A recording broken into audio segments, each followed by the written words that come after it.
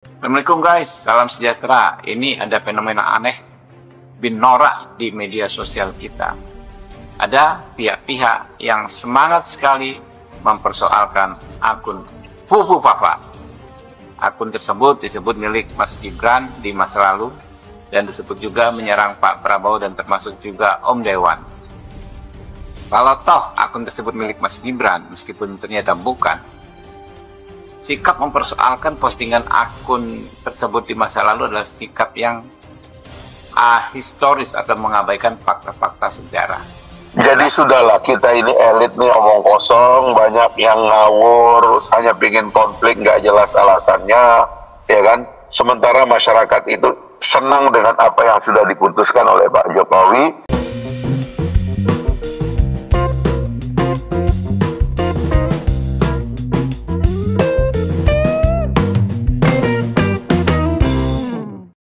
Assalamualaikum warahmatullahi wabarakatuh. Shalom, Om Swastiastu, Namo Buddhaya, salam kebajikan, rahayu rahayu, salam sejahtera bagi kita semua.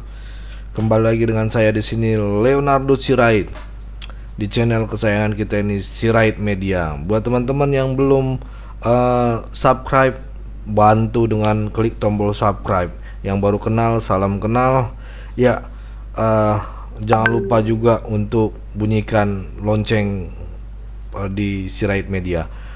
Oke teman-teman, di kesempatan kali ini kita akan membahas tentang di mana orang terdekat Pak Prabowo, yaitu Habibur Rahman ya, sekaligus sebagai wakil ketua umum Gerindra ya, dan baru tadi dia dilantik juga, dipercaya juga ya sebagai orang kuatnya Gerindra Pak Prabowo khususnya ya. Dia di sini akan berbicara soal terkait isu iming-iming terhadap keluarga Pak Jokowi ya, dimana Habib Rahmat ini membela Pak Jokowi. Artinya ketika Habib Rahmat yang berbicara, tentunya ini adalah bagian dari instruksi ya, ataupun arahan dari seorang Pak Prabowo ya, yang tidak ingin hubungannya dengan Pak Jokowi renggang, cuman hanya gara-gara isu-isu miring yang tidak bisa dipertanggungjawabkan kebenarannya gitu ya, dan lainnya gitu ya, sebagainya gitu ibaratnya gitu ya teman-teman ya. Seperti apa penjelasan dari Habib Rahmat terkait dengan isu-isu yang selalu menyerang Pak Jokowi, yang selalu dilayangkan kepada Pak Jokowi? Tanpa berlama-lama, kita saksikan dulu video berikut ini. Assalamualaikum guys, salam sejahtera. Ini ada fenomena aneh bin norak di media sosial kita. Ada pihak-pihak yang semangat sekali mempersoalkan akun Fufu Fafa.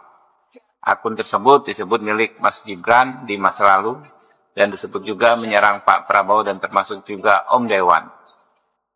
Kalau toh akun tersebut milik Mas Gibran, meskipun ternyata bukan, sikap mempersoalkan postingan akun tersebut di masa lalu adalah sikap yang historis atau mengabaikan fakta-fakta sejarah. Jelas ya, sejak 2019 sudah tidak ada lagi permusuhan atau dikotomi antara tokoh-tokoh bangsa, yaitu kubu Pak Prabowo dan kubu Pak Jokowi ya. Saat itu kita semua sudah sepakat untuk bersatu padu membangun bangsa dan negara. Jadi kalau hal ihwal yang terjadi di masa lalu diungkit-ungkit kembali, pastilah maksudnya sangat buruk, yaitu mengadu domba bangsa ini. Kami ingatkan ya kepada kita semua bahwa rakyat sudah cerdas ya, dan tidak bisa lagi diadu domba.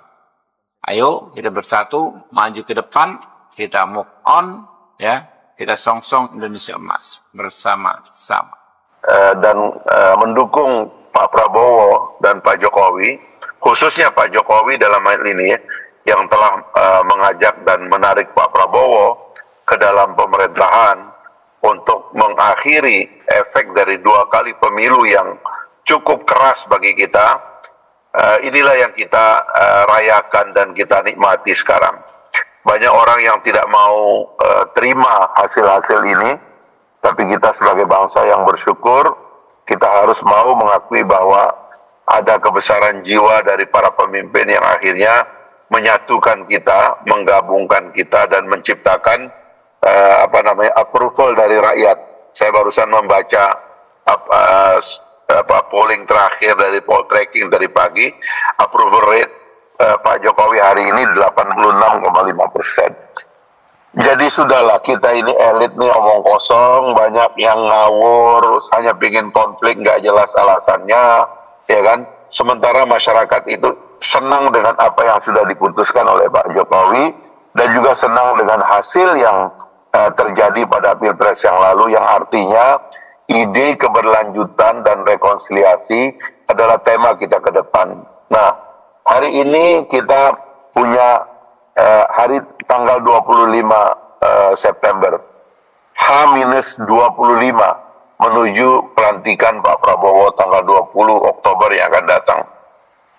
Alangkah baiknya kalau kita mempersiapkan satu pola untuk melepaskan presiden yang sudah memimpin 10 tahun dan untuk mengucapkan selamat datang ke presiden yang akan memimpin paling tidak 5 tahun yang akan datang, yaitu Pak Prabowo dan Mas Gibran. Nah, apa yang harus kita lakukan dalam situasi seperti ini? Pertama-tama menurut saya kita harus kembali menyadari bahwa sekali lagi ide persatuan, ide rekonsiliasi ini bukan soal sekongkol atau kong kali kong untuk tidak profesional, yaitu soal lain itu. Tapi adalah ikhtiar dan upaya keras kita untuk bersatu menyongsong masa depan kita sendiri. Itu dulu, kita punya alat-alat persatuan yang dahsyat. Kita punya Pancasila, kita punya Undang-Undang Dasar, kita punya nilai-nilai kebersamaan yang telah mengikat kita selama ini.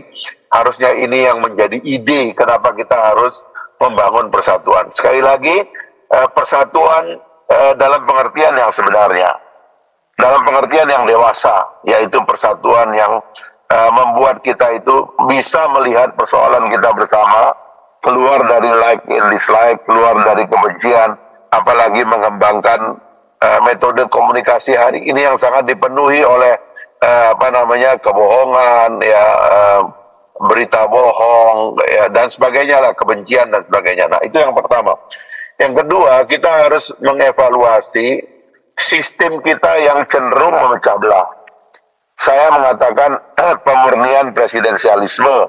Hari-hari ini memang kita memerlukan konsolidasi presidensialisme.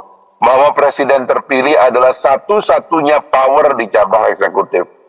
Nah, di masa-masa yang lalu di cabang eksekutif ini terlalu banyak power-power liar, mohon maaf saja.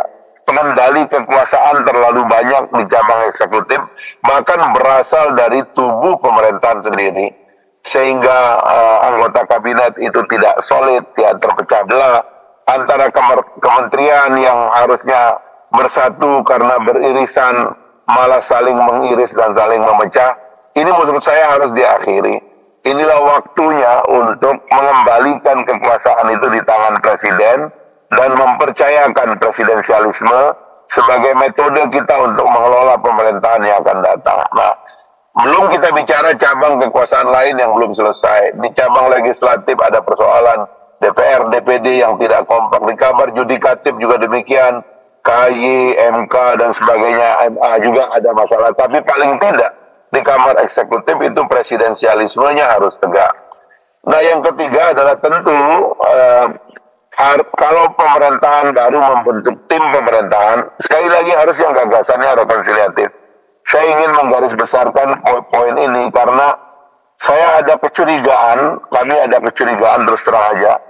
Banyak yang sekarang ini bergabung motifnya bukan untuk bersatu. Tapi paling tidak mereka dua punya motif yang menurut saya harus dihindari. Yang pertama adalah motif untuk memecah persatuan yang sudah muncul di antara Pak Prabowo dan Pak Jokowi. Menurut saya kita tidak bisa berkoalisi dengan kelompok yang ingin memecah apa yang sudah solid. Ada yang ingin mengganggu kepemimpinan Pak Prabowo dengan menyingkirkan Mas Gibran terlebih dahulu misalnya di tengah jalan. Ini adalah niat-niat berkoalisi yang tidak ikhlas. Kalau mau ikhlas, terima hasil pemilu, nyatakan hasil pemilu, ungkapkan terima kasih kepada Pak Prabowo dan Pak Jokowi yang telah mempersatukan kita, dan akui bahwa kepemimpinan Pak Jokowi dalam memimpin kita selama ini ada banyak keberhasilan yang harus kita terima. Baru kita bisa bergabung. Kalau itu tidak dilakukan, itu agak sulit bagi kita gitu. Sehingga kembali nanti presidensialisme kita tidak solid dan tidak murni.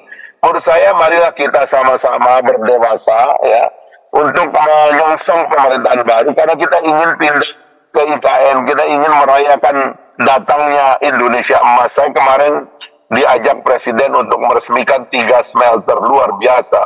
Terjadi pertumbuhan nilai tambah ribuan persen pada raw material kita yang sudah kita kirim ke luar negeri mentah-mentah sejak 400 tahun yang lalu, kata beliau. Sampai-sampai kata Pak Jokowi, sampai-sampai ekonomi dunia ini, industri negara-negara maju, yang maju karena kita ini sudah kecanduan dari sumber daya alam yang disedot dari bangsa Indonesia, sementara kitanya sendiri tidak pernah punya kesempatan untuk mengelola hasil kita sendiri. Terharu melihat batangan emas, terharu melihat batangan tembaga, terharu melihat batangan aluminium dan alumina, terharu kita melihat semua hasil-hasil yang akhirnya bisa diproduksi di dalam negeri.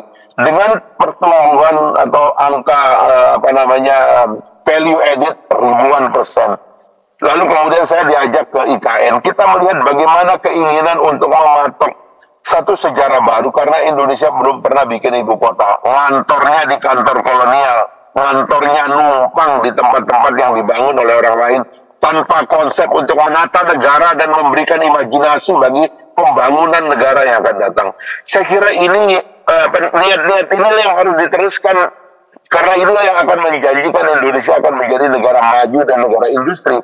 Kenapa kita kembali ke belakang untuk pecah kembali intrik-intrikan? Saya kira mesti kita akhiri ini, dan inilah yang ingin diajak oleh Partai Gelora.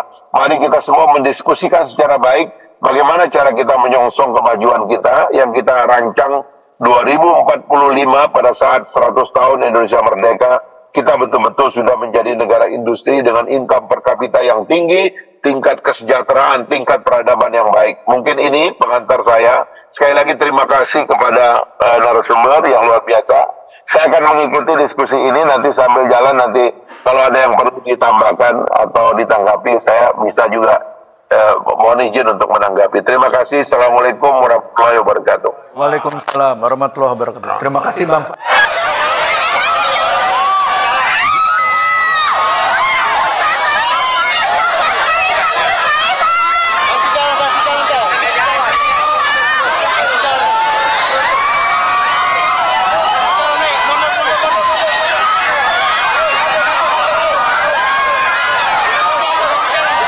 Oke teman-teman, saya rasa cukup segitu dulu terkait dengan penjelasan Bang Habib Rahmat ini ya, dan juga Bung Fahri Hamzah ya, yang begitu jelas kita lihat ya. Berikan tanggapan kalian teman-teman yang menonton video ini, bagaimana. Jangan malu-malu, penuhi kolom komentar. Ayo kita bersuara sama-sama, ayo kita menjaga persatuan Indonesia. Jangan mau dipecah belah, jangan mau diadu domba, karena NKRI harga mati. Saya Leonardo Sirait, mohon undur diri. Jangan lupa klik tombol subscribe, komen, dan share video ini ke grup-grup Facebook, grup-grup WA ya teman-teman ya, dimanapun. Ambil bagian. Ayo sama-sama kita terus menyuarakan suara rakyat jelata. Bye bye.